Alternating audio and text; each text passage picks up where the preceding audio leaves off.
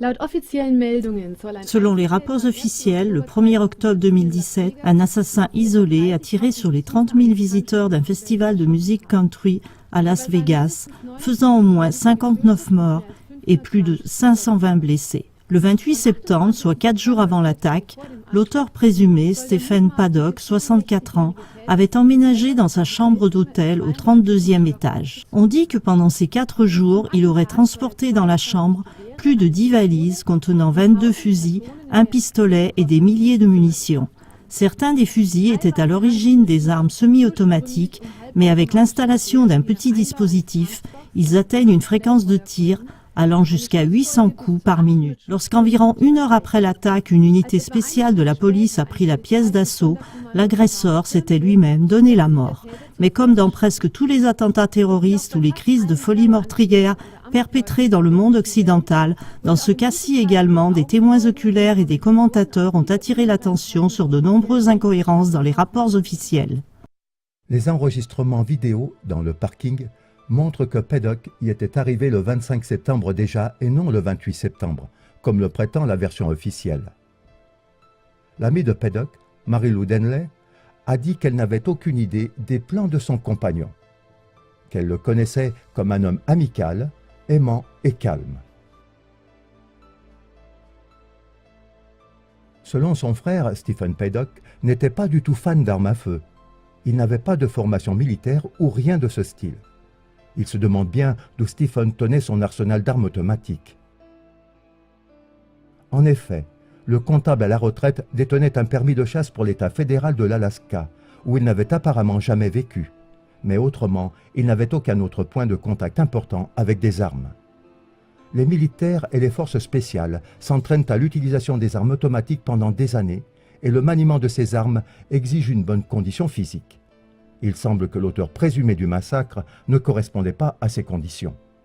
Les enregistrements sonores de la fusillade poussent les spécialistes et les soldats expérimentés à penser qu'il s'agissait plutôt de fusils à tir rapide dont disposent seulement les autorités de sécurité de l'État comme l'armée ou la police. Le shérif de Las Vegas, Joseph Lombardo, a déclaré qu'il croyait que Stephen Paddock avait été aidé. Ou alors, c'était peut-être un type exceptionnel, a-t-il ajouté d'un air sarcastique. De nombreux témoins rapportent qu'il y avait plusieurs tireurs et pas seulement un seul, mais ces affirmations sont ignorées. Un message radio de la police enregistré indique qu'il y a un deuxième suspect au 4e étage. Dans aucune des nombreuses vidéos, on ne peut voir un éclair de tir quelconque au 32e étage. Dans certains films de YouTube, cependant, on prétend que des éclairs de tir étaient visibles à la hauteur du 4e étage environ et que, de plus, plusieurs tirs étaient audibles en même temps. Beaucoup de ces vidéos n'étaient plus disponibles peu de temps après. La version officielle prétend qu'il n'y avait pas de deuxième tireur, parce qu'on ne pouvait pas ouvrir les fenêtres et qu'on aurait dû casser les vitres. On en déduit que c'est Stephen Paddock qui l'a certainement fait. Cependant, un des employés de l'entreprise responsable des fenêtres a confirmé qu'on peut très bien les ouvrir pour les nettoyer, si on sait comment s'y prendre.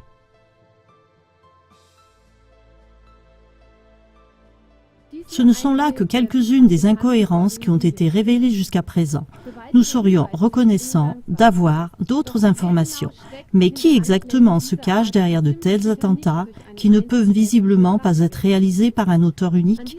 À ce point, nous voudrions attirer votre attention sur la réponse possible à ce qu'on appelle la stratégie de tension.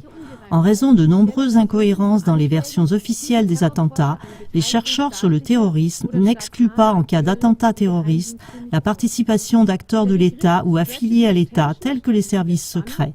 Le terme « stratégie de tension » a été utilisé pour la première fois en 1969 dans un article du journal britannique The Observer qui décrivait les opérations secrètes de l'État italien. L'expression « stratégie de tension » a été connue en 1990 dans le cadre de l'enquête judiciaire sur les crimes terroristes en Italie qui ont eu lieu entre 1969 et 1984. Un certain nombre d'activités terroristes menées sous faux pavillon par les services de renseignements italiens ou des forces liées au renseignement ont été attribuées à l'extrême gauche par les autorités chargées des enquêtes. Cela avait pour but d'empêcher l'Italie de se tourner vers le communisme pendant la guerre froide qui opposait alors les États-Unis et l'Union soviétique. Dans le numéro 15 de 2005, Der Spiegel parlait même d'indications concrètes de la stratégie de tension et citait le terroriste Vincenzo Vinciguerra. Il fallait attaquer des civils, des innocents qui étaient loin du jeu politique. Les attaques avaient pour but d'inciter le peuple italien à demander plus de sécurité à l'État.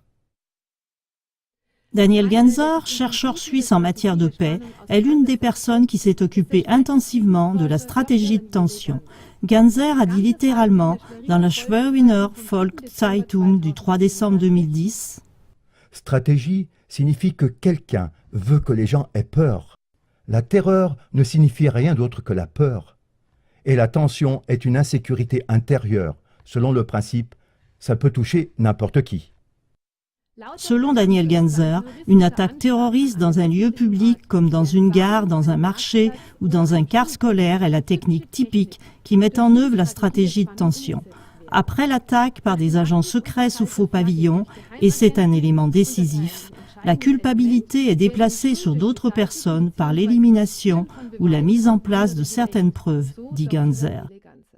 Comment la stratégie de tension pourrait-elle être à l'origine des attaques actuelles, comme le massacre de Las Vegas, et dans quelle mesure pourrait-elle aller dans le sens des autorités de l'État? Gardez cette question à l'esprit lorsque d'autres incohérences seront connues au sujet de l'attaque de Las Vegas ou d'autres attentats terroristes. Gardez également un œil sur la mesure dans laquelle les pouvoirs des gouvernements concernés seront élargis ou dans laquelle de nouvelles lois assorties de restrictions supplémentaires des droits civiques seront promulguées sous prétexte de sécurité. Vous trouverez plus d'informations générales dans les émissions dont les liens apparaissent.